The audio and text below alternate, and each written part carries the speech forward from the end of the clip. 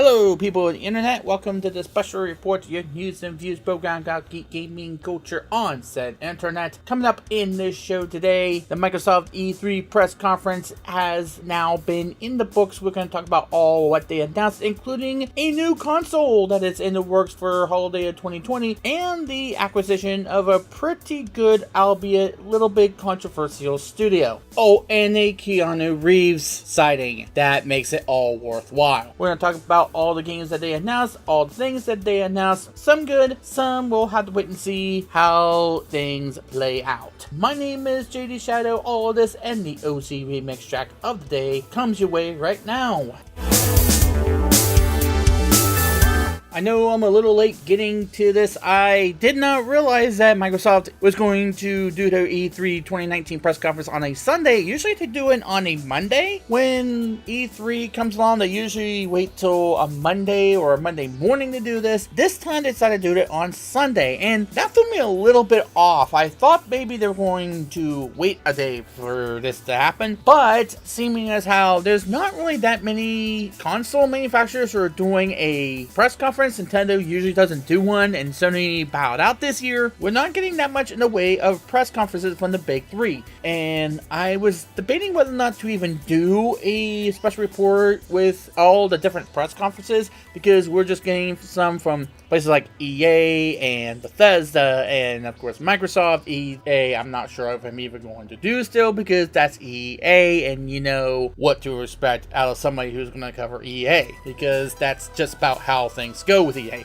However, talking about Microsoft E3, a big story came from that, which is the reveal of a brand new console, which is Project Scarlet. And no, I don't think it's going to stay that way for so long. It's going to get a Xbox whatever moniker to it, maybe Xbox 2 or something like that, or Xbox 1.5. I have no idea what that's going to be called now. They said it's going to do one thing and one thing only, which is gaming. What does that actually mean? Is it going to have no streaming service? Is it going to have no other things attached to it, like Netflix or YouTube or stuff like that, or a shareability to stream to Twitch or something like that? We don't know what that actually means, but the main thing is going to do gaming. Maybe it has something to do with how they introduced Xbox One in 2013 and of how that all came about and how horrendous that was. But maybe that has to do with them saying, hey, we learned our lesson. Hopefully they have, and not do the kind of press conference they did in a tent or something along those lines. They did really good here. According to Microsoft, it is going to have 8K resolution gaming, and from what they showed off to start this whole process of hyping up to the release of the new console, Halo Infinite, it definitely looked good. 120 frames per second, and wow. Hopefully they keep that going when you get to the actual release of the console. We'll have to wait and see. At the very least, it was running, the trailer was running at 60 frames per second. We're gonna have to wait and see how the reports come out, if it was actually at 60 frames per second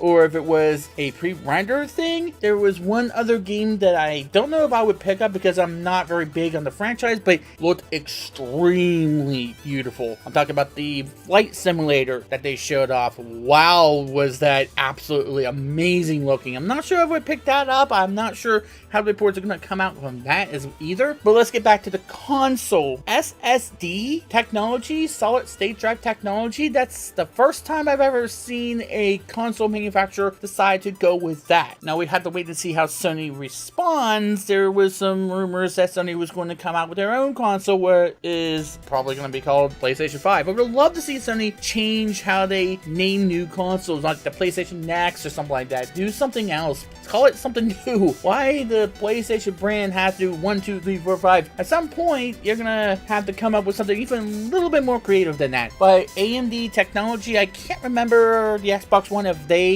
had AMD technology in there too. However, the big thing they were boasting is faster load times. They really went into that because of the solid state drive and the processors, you're not going to have to wait for too long for a game to load. It's going to be able to load right then and there, and so you're not going to wait so long for a game to load where you're waiting in an elevator, according to one of the people that was in that trailer for the console. We're going to have to wait and see. That's what they're both boasting. That's what they're claiming. We're gonna have to wait and see how that plays out. They are talking really big about this console though, and from the way that PC people look at consoles and like, okay, it's always a 30 frames per second. You had to go to Xbox One X or the PS4 Pro in order to even get to that level of frames per second, and if you were gonna run in 4K, you had to still do 30 frames per second. PC gamers are very big about that. They don't want to go even a frame below 60. If it's at 59, they're going to freak the hell out, and I don't know if I can blame them or not, although I'm fine if it doesn't tank at some point. I like 60 frames per second. I can understand if it goes a little bit below. I'm not too crazy if it goes even below 60 in any sort, but if it tanks, then I might have a problem with that, because it should run a little bit faster than that with everything as hardware. But that's more my thoughts about the console, about the conference in itself. Something else that happened in this conference, one major thing that happened in this conference, is the appearance of Keanu Reeves, hyping Cyberpunk 2077. That is CD Projekt Red's latest effort, and after all the crap that CD Projekt Red had to be put through last year, this presentation, this reveal of this trailer was absolutely amazing, and it had to be joyful bliss for them to come out to what was a pretty well-receiving crowd. I mean, they were popping for a lot of stuff. Now, granted, this is one of those years where E3 is finally opened up to the general public, so perhaps there's a reason why a lot of the people there were really popping for stuff like this, is because, yeah, the general gaming public, the people you are trying to actually get to buy your games, are people that should be a part of E3, and I could go on all day about that.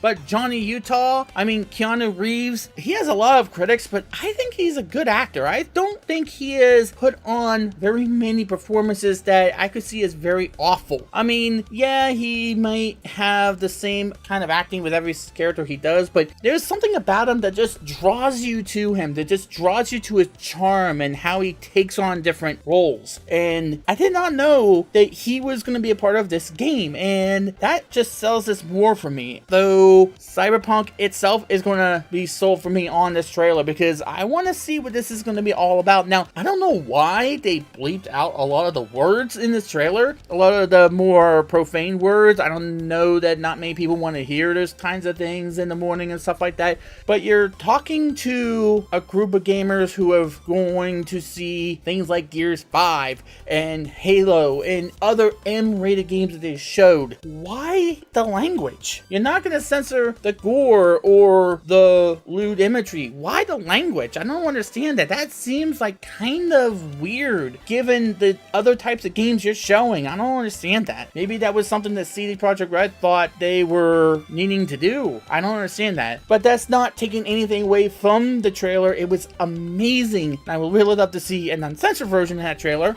And speaking of the trailer to Gears 5, did anybody else get freaked out over the beginning of that trailer? Like, what was going on in that? You had that woman who just looking at you, and all of a sudden you see faces popping from either side of her face. Like, what is happening here? What is even happening right now? Of course, other trailers involving Phantasy Star Online 2. I guess that's going to be Microsoft's answer to Final Fantasy 14, because they seem to not be able to get that game. I'm not sure why Square is not giving them that game. I guess by now Microsoft's probably given up trying to get that game. Minecraft Dungeons also showed off there. That was not the type of announcement that I thought we were going to see. Maybe the Minecraft competitor, the next big game, I forget what it's called, but it's going to have like a Minecraft like influence to it. I don't remember what it's called. We finally get the new Battletoads game announced. Also Blair Witch.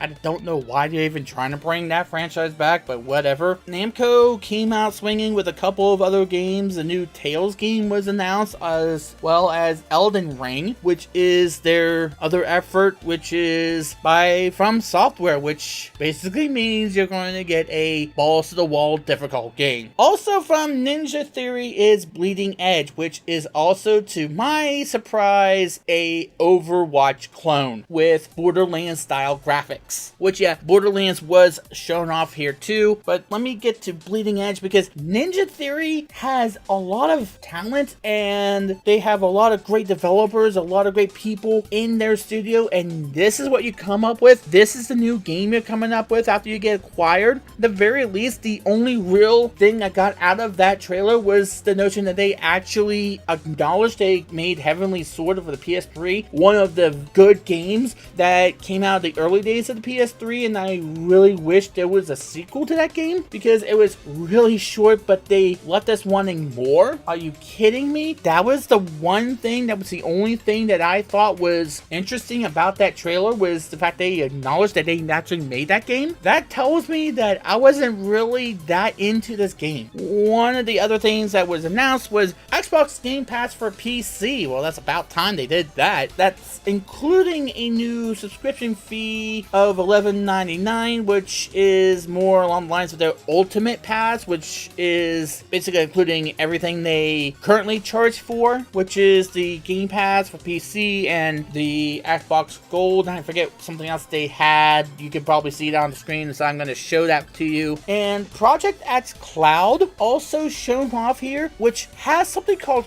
console streaming, which to me sounds like they're telling Google Strata, bring it on. And from the reports we're hearing about Google Strata and the price tag and how that's going down, I think it's going to be dead on arrival when you see this console streaming. Now, we don't know how it's going to work yet. We don't know the specifics of it when it comes to things like internet connectivity and the strength of it on someone else's console, because Microsoft also said that they were going to be able to use their own consoles in their own facilities. We'll have to wait and see how that goes. That was all before they announced the Project Scarlet. The other big controversial thing I think that might tip off a few people was they announced the acquisition of Double Fine Studios, and on the stage came Tim. Please get rid of your block list already, Schaefer. Yes, he still has me on block for whatever reason he has. I cannot understand it. I don't understand it. I've tried several times in order to get a hold of somebody that can tell him, hey, you have this guy blocked. You should not have this guy blocked. Why do you have him blocked on Twitter? I have no idea. I mean, please, for the love of all that is holy, at the very least, please re-examine who's on your block list, because half the people don't deserve to be on there. I have no idea why he continues to block me to this day. He had me blocked since 2015. I don't understand it. And I keep trying to get him to acknowledge that he might have people blocked that he doesn't mean to block. So whoever's listening to this special report, get to it. Tim of Legend, tell him, hey, you need to unblock him already. He came on stage to show off Psychonauts 2. And let's just say, usually I don't turn the live chat on when I watch these things, when I watch a VOD of these things, because I know how it's going to end. But on this one, I had to get the reaction that people had. And let's just say it's not really that well received, because a lot of people understood that Tim Schafer is one of those types of people who is really controversial, who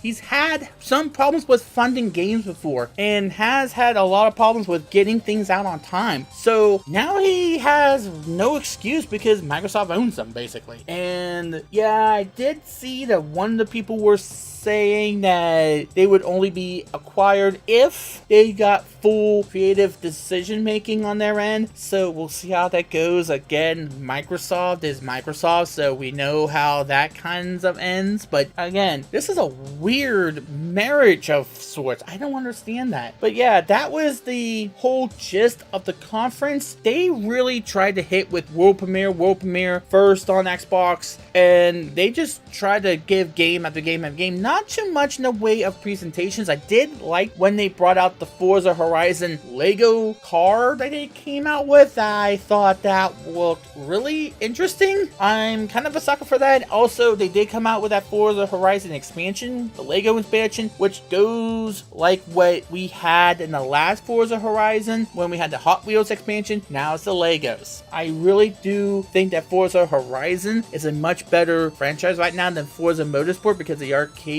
style, and we haven't had a Burnout game in such a long time. The last Burnout game we had is a Paradise Remastered, and that was a re-release of an older game. We really need a new Burnout game already. Of course, the Double Fine acquisition is gonna get a lot of people up in arms because because there's a lot of layers you got to go through when you're dealing with that. A lot of people are going to be happy about the Game Pass for PC. A lot of people are going to be happy about that. Finally, when they released it for consoles, one might say that you should have released it for PC at the same time, Microsoft, but we're not blaming you for that anymore. And of course, Project X Cloud, their answer to Google Strata, which basically means Google Strata is probably going to be dead on arrival. The big news, of course, is the Project Scarlet. Now, I said my piece a little bit ago about this particular console. They have to prove that they can maintain that sort of 8K resolution and the 120 frames per second. Now, the biggest question is going to be on the solid state drive. Now, of course, it's going to load faster, of course, than a traditional hard disk drive. It's going to cut the loading time down by half, and if you're a PC gamer, you're probably going to want that at the very least to boot up your games. The performance increase is not going to be there. There is going to be no increase whatsoever as far as frame rate is concerned. It's not there to do that. It's instead there in order to boot up faster and to get you into the game faster. So yes, load times are going to be cut in half at most. The problem with solid state drives, however, and this is going to be, mileage may vary to some people because we don't know how much technology has improved since then, but the solid state drives are with a tendency to wear down a little bit quicker than hard disk drives, especially when you have to constantly load data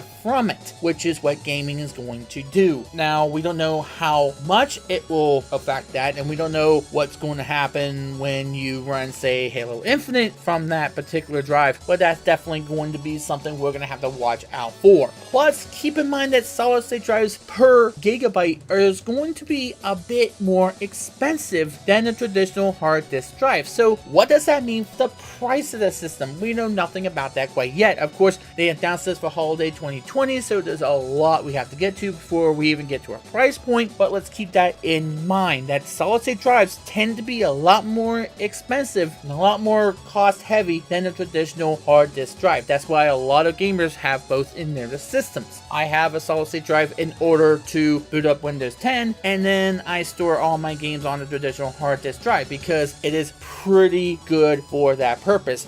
As you go up to like 1 terabyte or even 500 gigabytes, it tends to get a little bit pricey. Now, they've come down in recent years. The price has come down in recent years, but it's still a bit pricey in order for a gamer, a budget gamer, to go into that territory. That's why they have both. That's why they have, say, a boot up solid state drive for Windows 10, and they put all the programs, all the games onto a traditional HDD because it's less expensive. It's more cost productive to go that route. Plus, keep in mind that if you have something like videos, if you have something like Twitch streaming, you're probably going to want to do that. You probably want to store all that onto a hard disk drive because HDDs tend to have bigger capacities, as you well know. So it is more feasible to put all your videos and stuff onto there, which tells me a lot about what they're going to try to do with this system. A lot of people want to stream directly from the console if they want to do Microsoft,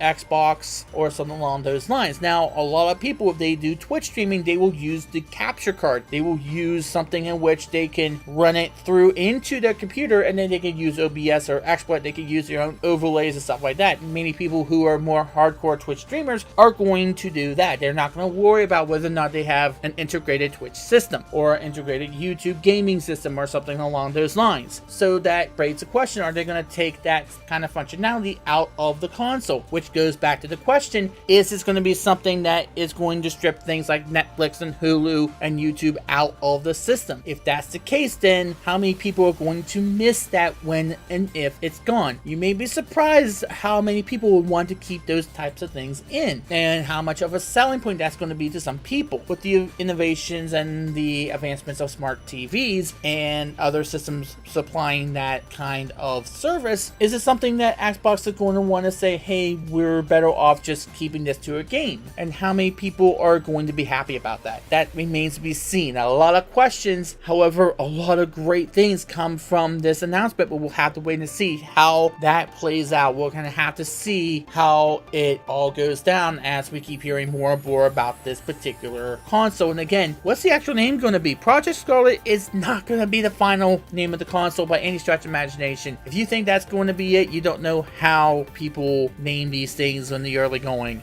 And also, this is Microsoft who came out first with their announcement of a new console. We're gonna have to wait and see how Sony and maybe even Nintendo answer the call here. Nintendo doesn't really need to do much as far as a new console. They got the Switch, which is selling like freaking hotcakes. And then of course you have Sony, who is touted to reveal something this year. We don't know what it is. We don't know if they are, but I would think hopefully they come out with a different name than maybe the PlayStation 5. I'm ready to have it called PlayStation Vista or something like that, or Longhorn or something along those lines. But I could think it's a okay conference. They did announce some good stuff outside of the Project Scarlet thing, which is the big reveal. I really did like the Cyberpunk 2077. By the way, there was another game called 12 Minutes that was shown there, and I'm not quite sure if I'm getting into the whole top-down viewpoint with that game. It's a great concept and all, but the top-down viewpoint, just something about that kind of rubs me the wrong way. I'm not sure if I'm ready to play a game with a top-down view like that. It just seems out of place for a game that has that kind of plot point and that kind of mechanic to it. But we'll have to wait and see how that plays out. But a lot of good games. The crowd was hot for a lot of the stuff that they came out with. Of course, the Xbox Game Pass should have happened to begin with, and Double Fine Studios, the rest of Double Fine Studios are probably pretty good. It's just, why in the world would they decide to go with Microsoft? Why would they decide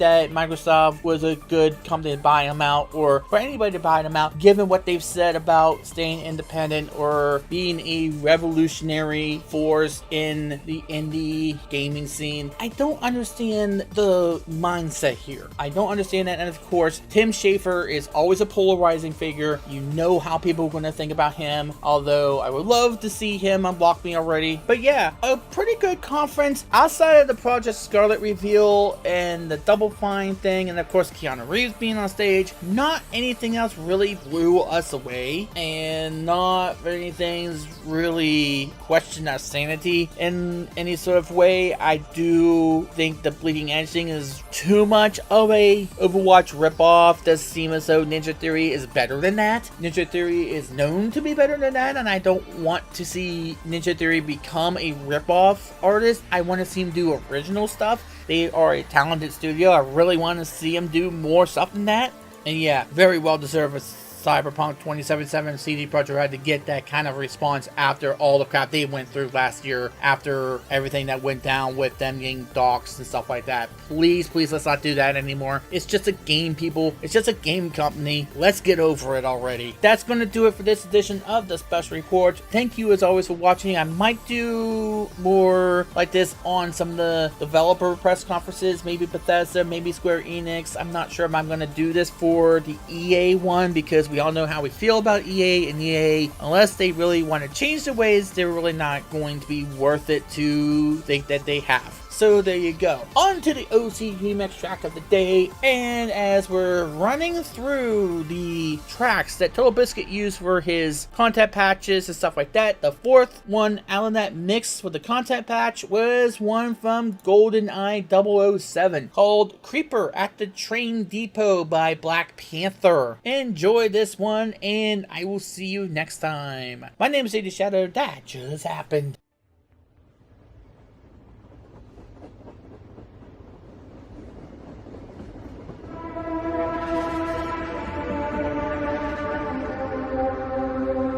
Thank you.